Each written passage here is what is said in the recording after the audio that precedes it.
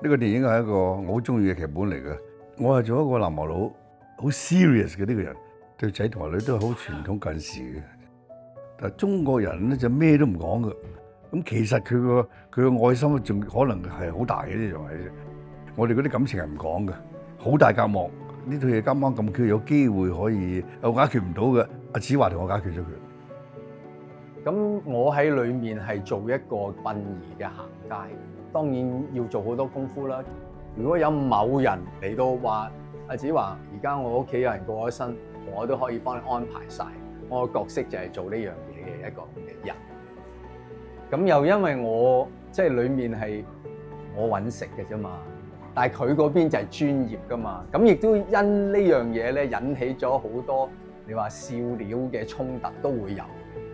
我嘅角色叫郭文月啦，佢職業係救護員嚟嘅，咁佢屋企人咧就係做喃嘸嘅，佢覺得爸爸係英雄嚟嘅，佢覺得爸爸可以落地獄救翻啲亡魂上嚟，佢好犀利，所以佢好想承繼佢衣缽嘅，但係奈何女仔唔得，咁所以佢大個咗咧，佢覺得阿爸係拯救靈魂啊嘛，咁我勁啲，我拯救人。咁所以佢會做救護呢一行啊，係啊，有一段時間我覺得好恐怖，我睇好多救護嘅片，因為我要睇心外壓啦。咁你心外壓得，其實你一定係好嚴重噶嘛。同埋我問咗好多醫護上邊嘅朋友嘅人，去到最崩潰嘅時候，佢會點樣咯？嗰個人死嘅時候會係點樣咯？你喺佢隔離，你會咩感受咯？我喺呢個戲裏邊飾演嘅角色叫志斌啦。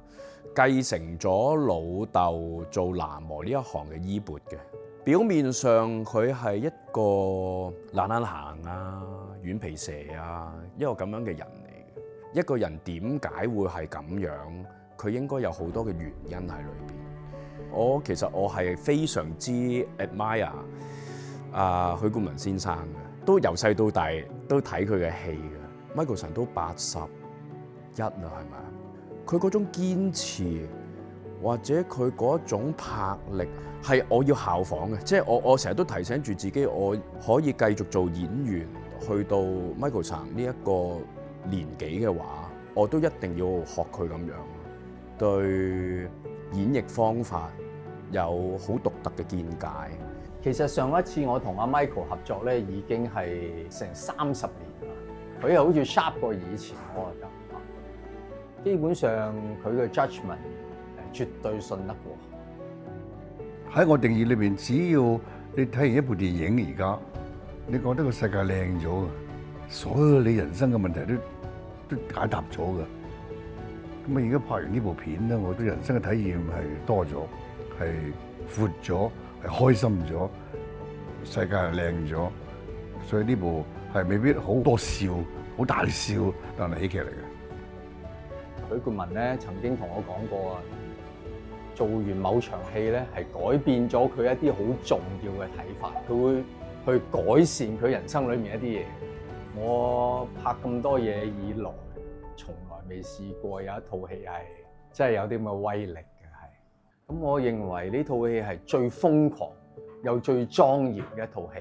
我相信之前冇人拍過，之後亦都唔係好多人敢掂呢個題材。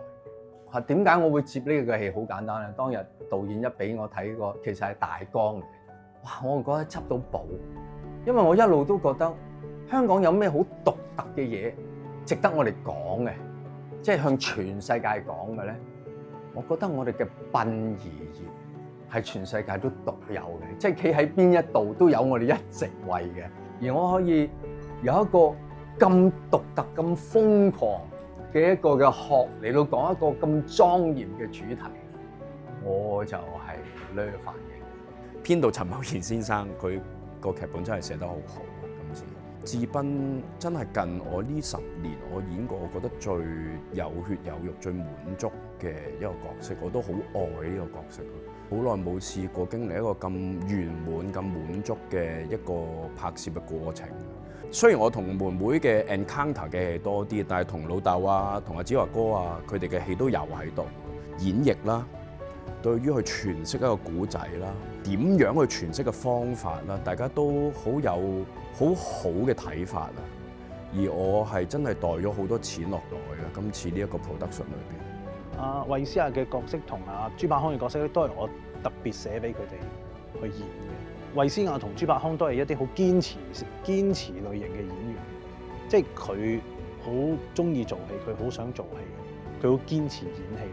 其實佢哋各自為咗呢個角色都付出咗好多努力嘅。朱柏康咁佢本身係一個教徒嚟嘅，咁其實對於一個虔誠嘅教徒嚟講，呢個真係一個好大嘅心理關口嚟。我亦直頭係我有同朱柏康講，我係希望佢應承咗我做，我先至會寫咯。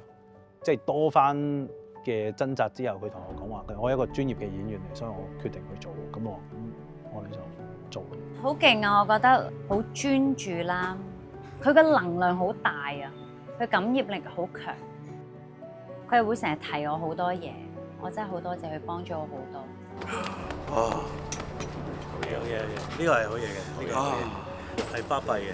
我哋一接到啲劇本咧，我好驚，我話哇好遠喎，同我到好後尾佢先同我講，佢話其實我就係識你咁耐，我就寫咗你一啲特質。其實係你嘅，某程度上係你最入邊嗰個你咯。喂，你喺度掩飾啫嘛，你就喺度扮衛詩雅咁。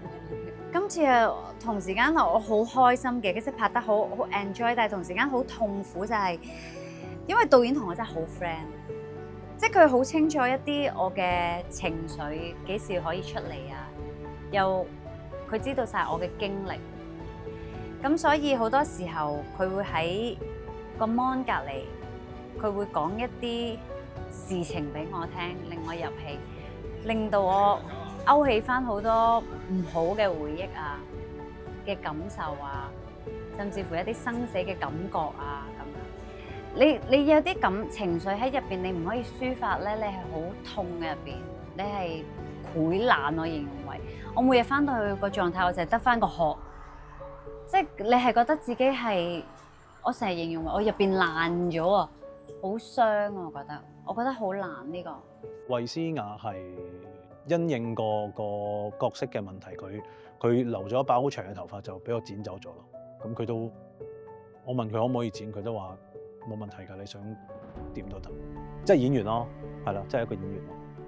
呢個角色對於佢嚟講係真係有難度，因為阿咪本身個性格完全唔係咁樣嘅，咁而佢都真係做到呢一種倔強啦，佢亦都 handle 得好好啦，多多少少唔同情況、唔同程度嘅 layers 佢都做到。特別係加上見到佢平時預備嘅時候，你會佩服嘅，真係一個非常之努力嘅女演員，面對住一個敏感嘅對手，作為佢嘅對手，你係會覺得好滿足嘅。好多時候我哋拍攝好多係職場嚟嘅嘢，佢都接得住，佢都會有另外嘅一啲 offer 俾你，都係一種享受嚟嘅。呢一樣嘢係喺我嘅表演生涯裏邊係真係唔常會遇到，而 which 係我好珍重嘅。